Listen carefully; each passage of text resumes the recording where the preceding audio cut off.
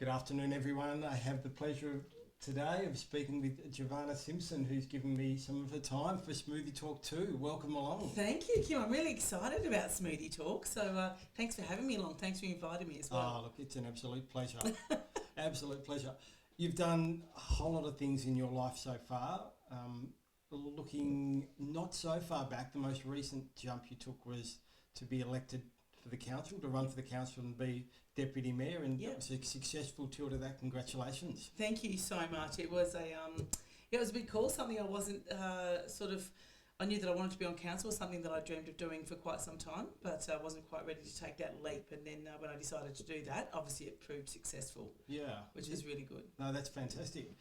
It wasn't a decision I know that you took lightly. We had a conversation about it quite a while ago, and someone fairly important to you wasn't hugely behind you, I suppose, or had some concerns about you jumping in and doing that. Yeah, absolutely. How did you handle those sort of doubts? Look, I think, and that's a really important one as well. So it was actually my father who was a little bit unsure whether it would be the right step for me to take, purely because I do so much already. So with the work that I'm already doing, and I'm quite busy anyway. So he was quite concerned about, if I had the time and was I, not more that I was able to do it, but if I had the time to do it. But I decided, I really believed in myself, and I believed that I could have, that I could do it and I could achieve it. So I just threw caution to the wind and took that step forward, I guess, and took that risk. And he was the happiest man alive when I got in, and I was really, really proud. So I think just that me being able to prove myself, was a real hit as well. So yeah, stoked I did it. Oh, look, there's a lot of people very glad that you did it. Yeah, and you've thank been you. really successful with the role as well. So congratulations on your performance. Thank you so much. I absolutely love it. It's been 1 year. And it's been probably one of the best years of my life. It's been fantastic. You mentioned, importantly, confidence during that. Yeah. Confidence is something that a lot of people struggle with from time to time. I refer to confidence as a skill and something that we need to practice, like pretty much anything else. And the more we practice confidence, the better we get. Is that something that you prescribe to? Is that how you've developed your confidence? Yeah, I think I've always had confidence. I don't know why. It's just, I think probably my upbringing perhaps gave me that confidence. But I teach it every day with the work that I do during the daytime hours. So I think it's really important to try and get that confidence instilled in you and just believe in yourself, Kim. That's the most important thing. Yeah. Believing in yourself and trusting in yourself, to do things. Do you have that inner critic, that inner voice that talks to you sometimes? And if you do, how do you cope with that? I don't really, to be honest. Like, I think, I know that if I'm not good at something, I probably tend not to do it. But if I know that it's something that I am good at, I will do it. So if you said to me, Giovanna, I want you to sit down and do this maths competition, I'm not going to do it because I'm terrible at maths. But, if it's something that I believe in and something I know I can do, I've got the confidence to do it. So if I do get that little bit of niggling, and as I said, I did when I went for deputy mayor role. That was something that was only decided 2 days before the nominations closed. I had that feeling that I wouldn't be able to do that role, not being in council before. And when our mayor, Steve Conn, sat me down and spoke to me and sort of said to me, the reasons why I could do it, and that he believed in me to be able to do that, it sort of instilled that little bit in me of just going, oh, hang on a moment, I can do this. So sometimes all you need is someone's guidance and someone's support and their belief in you to just take that step forward. And I took that step and I've never looked back. And the use of that extra external bit of confidence, that's the bit that's able to push you that little bit further? Yeah, absolutely. Absolutely. So did you feel a little bit out of your comfort zone as far as a little bit out of my comfort zone? Yeah, only because I hadn't done the role before, so I was a bit unsure. But then I looked at all the things. I like to find a positive in every negative. Sorry, that makes sense. A positive in every negative. So for me, the negative of me not knowing a lot about council was pushed aside because of the work that I've already done in the community. So that became a positive, and I thought, what, I've got this. Because I know my town, I know my city, and the rest of the stuff I can learn. So, and that's the way I chose to run with it. Yeah, no, excellent. That's fantastic. Jacinda Ardern, the New Zealand Prime Minister, yeah, she talks recently about being her own biggest critic at times and walking almost hand in hand every day with some form of anxiety about making sure that she's doing the right decisions or making the right decisions and doing the right thing. Can you sort of relate to that much at all? Yeah, a little bit. I don't. I'm quite confident in myself that I don't really. She's got a bigger role than I have, obviously, but to me, I always feel like I'm doing the right thing. I think if you make a choice that may not be the right one at the time, well, I think you've got to make that call. Yeah. And if it's wrong, you learn from it. I think every step is a learning curve, and if it's not the right one for someone, for whatever reason, you learn from it. Yeah. But I'm pretty confident in the way I do things, and I'm pretty confident in the things that I do. So I don't really have that. But I'm not running a country either. No. Not yet. Not yet, maybe. Well, some people might think Bernie's a little country. Yeah, it is. Within itself. I just want to read you a quote that she said that I found quite fascinating. She said, "I actually think the key is not pretending it's easy. So I'm very open about the things I find tough and about being a mum in this role. If we're thinking about what we can do for the next generation, we can show them that you don't have to be perfect. Yeah. If you lack confidence in yourself or you think that you're not good enough, actually, people who have been leaders have felt like that at some stage. If we try to pretend that it's easy or that we're perfect, no one will be able to see themselves in leadership roles." 100% spot on. So she's kind of talking about not worrying so much about being perfect, about more worrying about or focusing on being yourself. Does that fit in with what you're saying? Absolutely does. When I took on this role, the deputy mayor role, one of my main things, and I think I even asked the question actually in one of my, I was going to say auditions, but when we had our, when we first started, and I said, well, I still be able to wear jeans and thongs on the weekend, because that's what I do. I wear thongs all the time, so I still wanted to be myself in the job, and that's really important to me. So, to be able to throw a bale of hay over my shoulder on weekends with my gumboots on, or whatever it might be, I think it's really important to be yourself. And I think what she's saying there is 100% correct, 100%. And do you, in the other work that you do with the youth of the community and your modelling and through the other occupations that you have and have had, do you see people sometimes too caught up in being perfect as opposed to being themselves? Yeah, for sure. And I think, working with young children or vulnerable children as well, that may have parents that are quite strong in the way they want their child to be, so they've got to be perfect. So sometimes they're brought up to I only got a C in my report. Well, I think a C is fantastic, but they think that, they haven't got an A, so they're not perfect, and they strive to be perfect. So that can be a bit of an issue. But I think, I'm a big believer in just doing the best you can do, be the best that you can be. If you get a C, well done, aim for a B next time. You don't have to get an A every time. Hope the teachers aren't listening when I say this, but it's just, as long as they do the best that they can. Because I know a lot of people do want to be perfect, but we're not all perfect. It's reality, isn't it? Well, none of us are perfect. None of us are perfect. So I think we're all perfectly imperfect. Yeah, good wording, all perfectly imperfect. But it's how we see ourselves. And it's how we, want to see ourselves and what we decide to do with that. Yeah, definitely. And with the imperfect, perfect thing, I think quite often the beauty in people, the most things that are attractive about them are their imperfections at times. Absolutely, yep. It's in my parents' house. There's a little poster on the toilet door actually, and it's been there ever since I can remember, since I was a little child, and it's still there today. And it's a really simple one, and it's this puppy dog that's cuddling a cat, and they're asleep. And on the poster it just says, it's because we're so different that we have so much to share. And I remember it, always. And it's just a beautiful thing, and it's been on, as I said, it's been on that toilet door. If you took it off, there'd be a mark behind it where it's been there for so long. But it's one of those quotes that stay with me forever. We're not all the same, but if we were, how would we share things? Yeah. It's simple, isn't it? Yeah, I love that. That's fantastic. Yeah.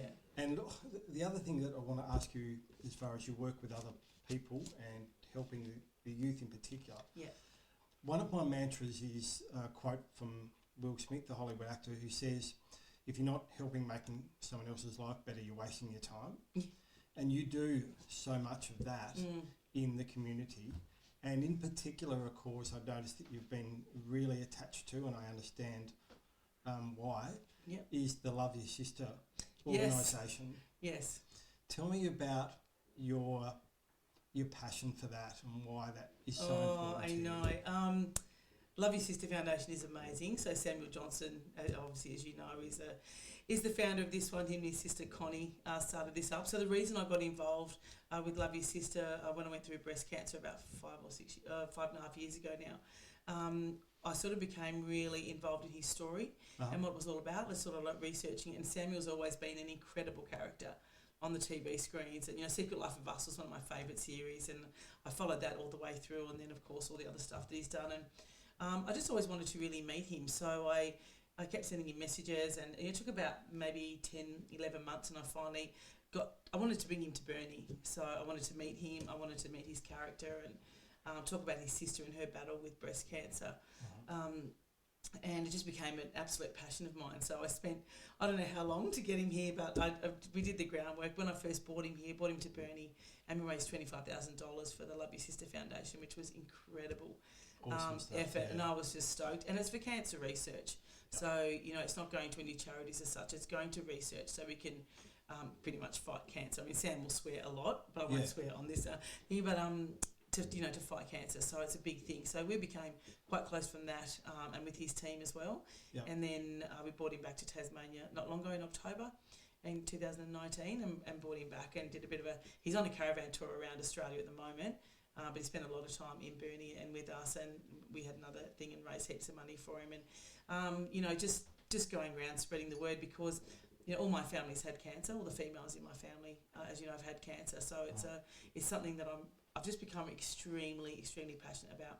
Love Your Sister is just the perfect tool for that, because rather than, I don't know, like we can raise money and give to charities, which is great, but this one is for actually fighting for the cause. Yep. So, the cancer, the F Cancer Bank, I won't say the word, but, what Sam's doing at the moment is, getting people to donate money, which we do on a monthly basis. But, it's an incredible thing, because what can happen is if I go to the oncologist, and they can actually check the lump and find out what type of cancer it is and give us the right treatment.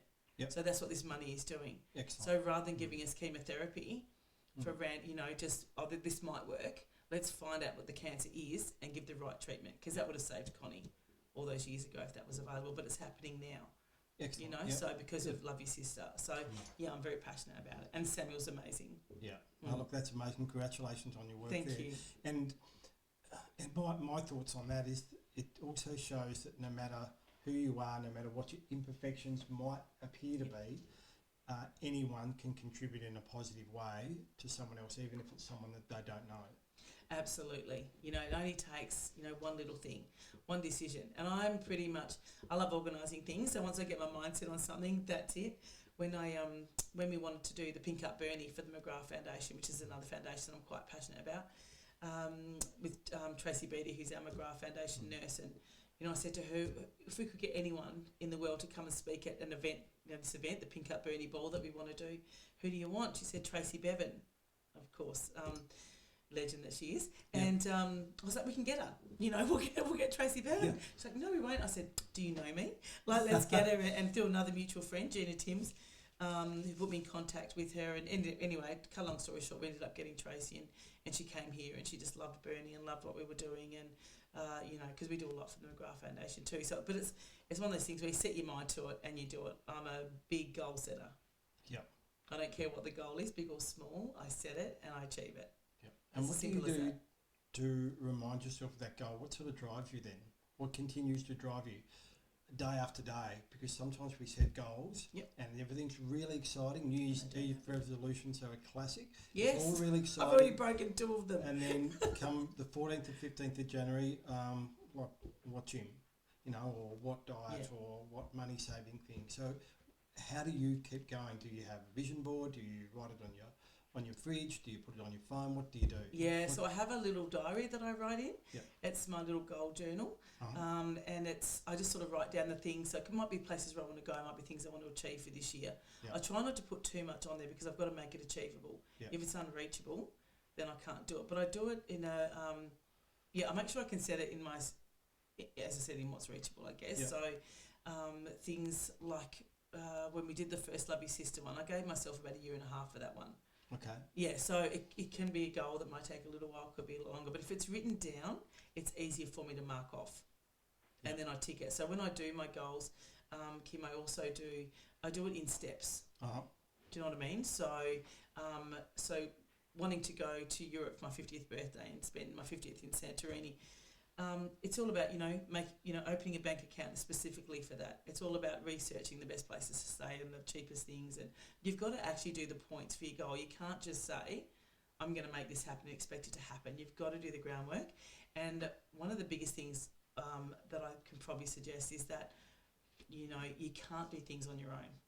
You've got to have a team around you. So I can go, I get my team together and I go, look, this is a harebrained idea, but I want to bring Samuel Johnson to Burnie. And they go, okay, what can we do? So you've got to have it, because everyone's good at different things. Yeah. I'm not great with technology, so I'll have someone that can do the technology side of things. Uh-huh. I get people that are good at different things, and we form that team together.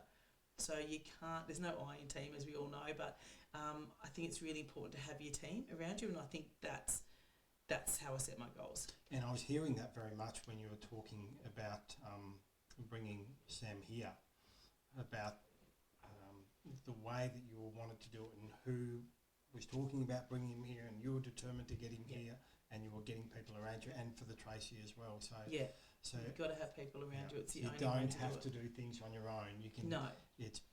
Things work better as a team. And it's picking up. Sammy wants to come back this year, in October hopefully, and to go around big businesses, which is fantastic. It was like, hang on a minute, I'll ring up some of my friends that work in these places, and we'll go that way. So I've been able to ring someone up, and they've sorted that thing out for me. So you've got to have little lifelines. You've got to have people around you that can help. Yeah. Because you can't do it on your own. Yeah. I don't think. No. Depending what the goal is, you've got to have other people around you and support you, that trust in you and that you believe in. It's really important. Yeah. No, I think that's fantastic advice. Yeah. And you're such a busy person with so much on all the time, fingers in so many pies, etc., all that sort of stuff. I talk to people often about self-care, and the analogy I use is something I call the oxygen mask theory, where then when you're on a plane and they're giving you the briefing, they tell you to put your oxygen mask on first if there's an emergency before you start helping other people, so you're in better shape to help other people. So you're always helping other people and doing things for this. What do you do? What's your oxygen mask theory? What do you do to make sure that you're ready and able to give to people as best you can? Yeah, do you know, that's a really good question. I always like to look after myself. So on my downtime, when I'm at home, that is my quiet place. So when I'm here and I'm at home, that's my zone out time. And it's a really important time for me. So I will pick up books and I will read them. I pick up a lot of travel books or just books that I love to read, and that is my quiet time. I'll go sit at the beach and that's my quiet time. Spending time with my animals or my friends and things like that. It's really important to look after yourself, but not just physically, but in your mind. So I'm really, really conscious of that, and I always take time out to do that. And if that means sitting on a couch for an hour reading a book, then that's what I'll do. Because life can get too busy. I have also learnt to say no. I've learnt that in the last 2 years, because you can't always say yes. So I have been saying no sometimes, and that certainly helps. Yeah. Because you can't do everything. But that is definitely my quiet time. When I come home, I relax and I shut the rest of the world off. Yeah. And that's really, really important. And do you notice that if you don't make time to do that, do you notice a difference? Absolutely. Absolutely. Because you can get worn down, you can get really tired and stuff. But I'm really lucky because all the jobs that I do, I love them.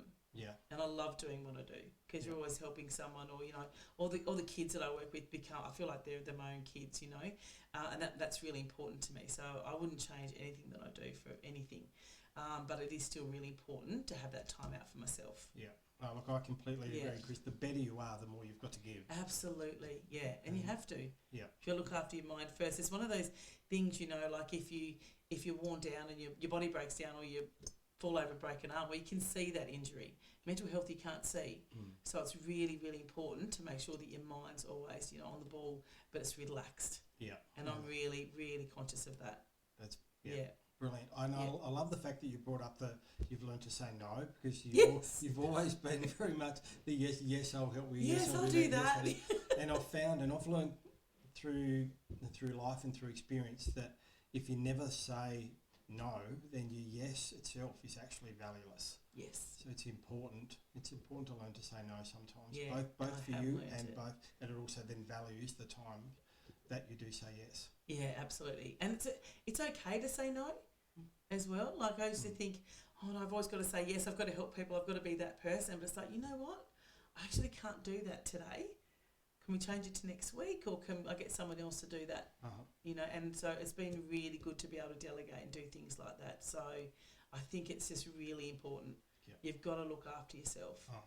Yep. Otherwise, you know, where can you go in life, really? Yeah. If you don't look after yourself. Well, you're going lots of wonderful places in life, and you're helping other people go to places in life that they might not otherwise go, all the good places. So thanks so much for your contribution. You're doing a wonderful job. Thank you so much. I appreciate your time today. Hopefully maybe we can catch up and do another edition a bit later on. Yeah, absolutely. Especially if I get a smoothie. Yeah. We'll give you a smoothie then for sure. Definitely. Thanks very much for your time. Thanks so much, Kim. Okay, Thank you. See you guys. See you next week.